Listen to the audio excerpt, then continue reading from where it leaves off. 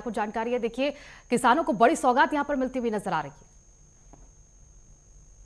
बिल्कुल सोनिया, कोई किसान आंदोलन नहीं, कोई किसी तरह का धरना प्रदर्शन नहीं, किसानों की कोई मांग नहीं और कोई किसान सड़क पे नहीं। और ऐसे में सीएम योगी आदित्यनाथ की सरकार की तरफ से इतना बड़ा निर्णय लिया जाता है कि 30 रुपये प्रति क्विंटल के हिसाब से रेट बढ़ा दिया जाए और 400 रुपये प्रति क्विंटल के आसपास में गन्ने का रेट हो जाएगा। तो कहा जा सकता है कि दीपावली और छठ की ये एक किसानों को, गन्ना किसानों को खास करके एक बहुत बड़ी सौगात या डीएटीए के रूप में ये एक अनुपम उपहार सीएम योगी आदित्यनाथ की तरफ से दिया गया है। क्योंकि गन्ना बेल्ट की बात करें तो उत्तर प्रदेश भारत में तीसरे नंबर पर गन्ना उत्पादन में है, चीनी उत्पादन में है। और पश्चिमी यूपी की खास करके बात कर लें, हम बिजनौर की बात कर लें, पीलीभीत की बात कर लें, या मुरादाबाद की कर लें, रामपुर की कर लें, अलीगढ़ की कर लें, बागपत की कर लें, या फिर अमरोहा की कर लें, या फिर मुजफ्फरनगर की, सहारनपुर की, ये वो बेल्ट हैं जो मुख्यतः गन्ना बेल्ट के नाम से जाने जाते हैं। और तमाम किसान संगठन, किसानों के जो नेता हैं,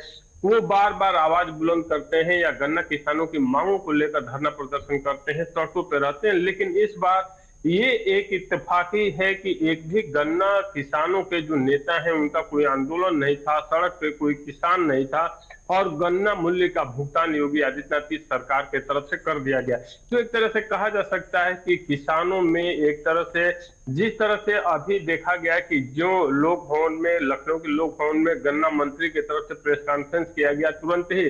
जयंत चौधरी की तरफ से एक्स पे पोस्ट भी करके सीएम योगी आदित्यनाथ को धन्यवाद दिया गया और गन्ना किसानों को और किसानों की मान रखने के लिए आभार व्यक्त किया गया। एक तरह से कहा जा सकता है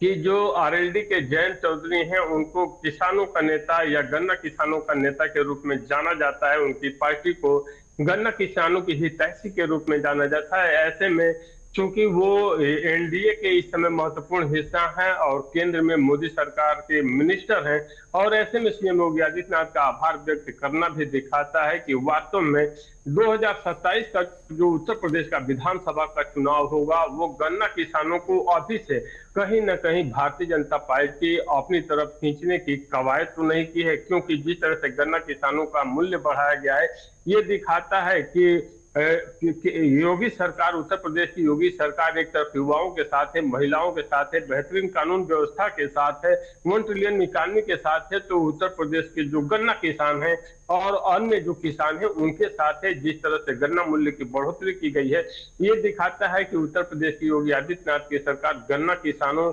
की आय बढ़ाने की तरफ एक महत्वपूर्ण कदम बढ़ा दिया है। बिल्कुल राघवेंद्र, और ये उन विपक्षी पार्टियों के लिए भी करारा जवाब है सरकार की तरफ से, जो लगातार किसानों के मुद्दे को लेकर सरकार को घेरने की पूरी कोशिश करते हैं।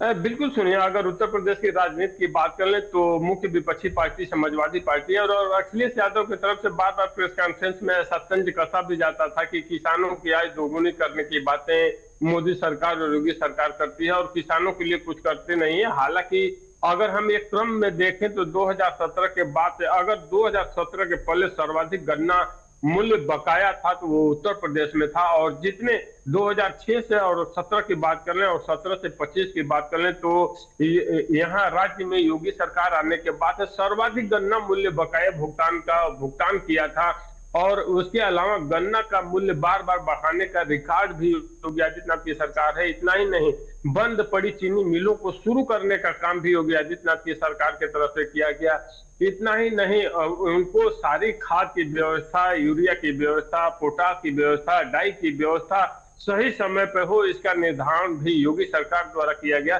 तो विपक्ष चाहे जितना हमला बोलने का प्रयास करे, लेकिन इस बार का गन्ना मूल्य का जिस तरह से भुगतान योगी सरकार द्वारा बढ़ाया गया है और 2017 के बाद से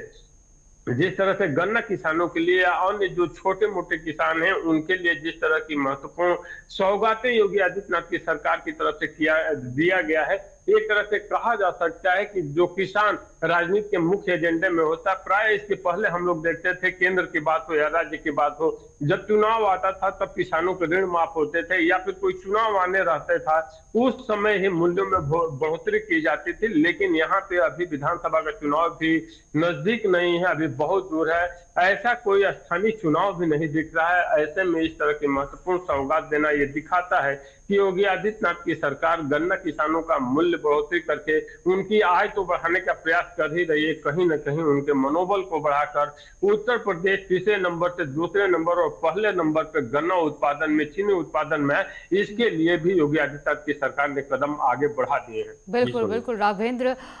एक और मुद्दा जो छाया रहता है, विपक्ष हमेशा उसको खड़ा करता है, वो खादों की कालाबाजारी को लेकर है, नकली खाद को लेकर है। ये कितना चुनौतीपूर्ण है सरकार के लिए इससे निपटना?